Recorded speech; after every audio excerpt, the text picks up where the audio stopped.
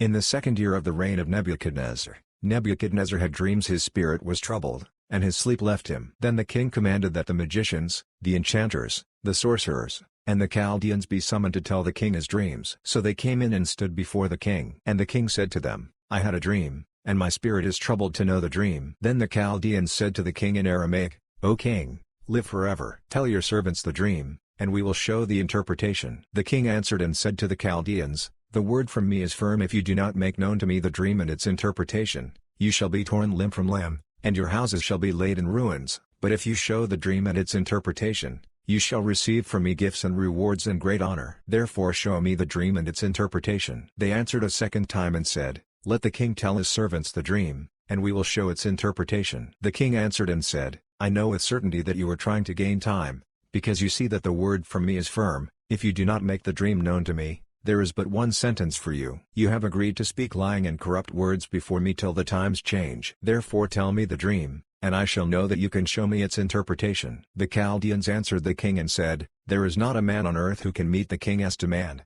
for no great and powerful king has asked such a thing of any magician or enchanter or Chaldean. The thing that the king asks is difficult, and no one can show it to the king except the gods, whose dwelling is not with flesh. Because of this the king was angry and very furious, and commanded that all the wise men of Babylon be destroyed. So the decree went out, and the wise men were about to be killed, and they sought Daniel and his companions, to kill them. Then Daniel replied with prudence and discretion to Arioch, the captain of the king's guard, who had gone out to kill the wise men of Babylon. He declared to Arioch, the king's captain, Why is the decree of the king so urgent? Then Arioch made the matter known to Daniel. And Daniel went in and requested the king to appoint him a time, that he might show the interpretation to the king. Then Daniel went to his house and made the matter known to Hananiah, Mishael, and Azariah, his companions, and told them to seek mercy from the God of heaven concerning this mystery, so that Daniel and his companions might not be destroyed with the rest of the wise men of Babylon. Then the mystery was revealed to Daniel in a vision of the night. Then Daniel blessed the God of heaven. Daniel answered and said, Blessed be the name of God forever and ever,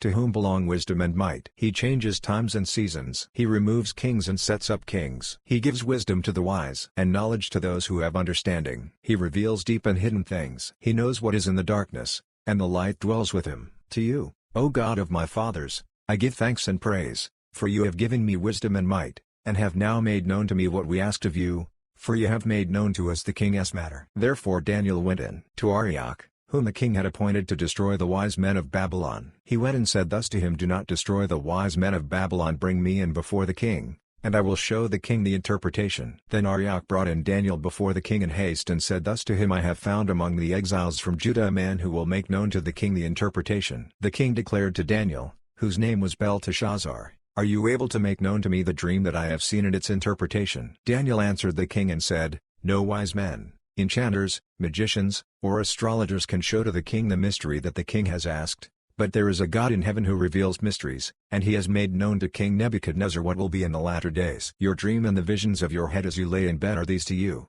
O king. As you lay in bed came thoughts of what would be after this, and he who reveals mysteries made known to you what is to be. But as for me, this mystery has been revealed to me, not because of any wisdom that I have more than all the living, but in order that the interpretation may be made known to the king, and that you may know the thought you saw, O king. And behold, a great image. This image, mighty and of exceeding brightness, stood before you, and its appearance was frightening. The head of this image was of fine gold, its chest and arms of silver, its middle and thighs of bronze, its legs of iron, its feet partly of iron and partly of clay. As you looked, a stone was cut out by no human hand, and it struck the image on its feet of iron and clay, and broke them in pieces. Then the iron, the clay, the bronze, the silver, and the gold, all together were broken in pieces, and became like the chaff of the summer threshing floors, and the wind carried them away, so that not a trace of them could be found. But the stone that struck the image became a great mountain and filled the whole earth. This was the dream. Now we will tell the king its interpretation. You, O king, the King of kings,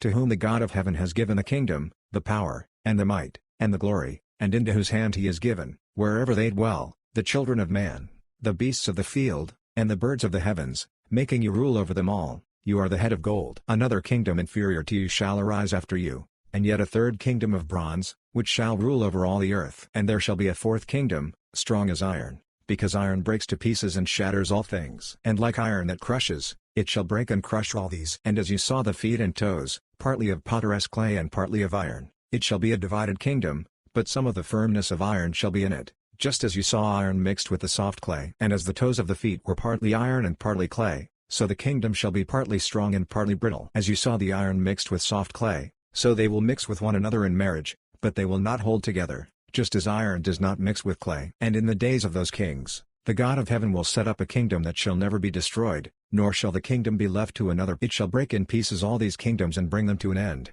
and it shall stand forever, just as you saw that a stone was cut from a mountain by no human hand and that it broke in pieces the iron, the bronze, the clay, the silver, and the gold. A great God has made known to the king what will be after this. The dream is certain, and its interpretation is sure. Then King Nebuchadnezzar fell upon his face, paid homage to Daniel, and commanded that an offering and incense be offered up to him. The king answered and said to Daniel, "Truly, your God is God of gods, Lord of kings, and a revealer of mysteries, for you have been able to reveal this mystery." Then the king gave Daniel high honors and many great gifts and made him ruler over the whole province of Babylon and chief prefect over all the wise men of Babylon. Daniel made a request of the king, and he appointed Shadrach, Meshach, and Abednego over the affairs of the province of Babylon, but Daniel remained at the king's court. This is the Verses of the Bible channel.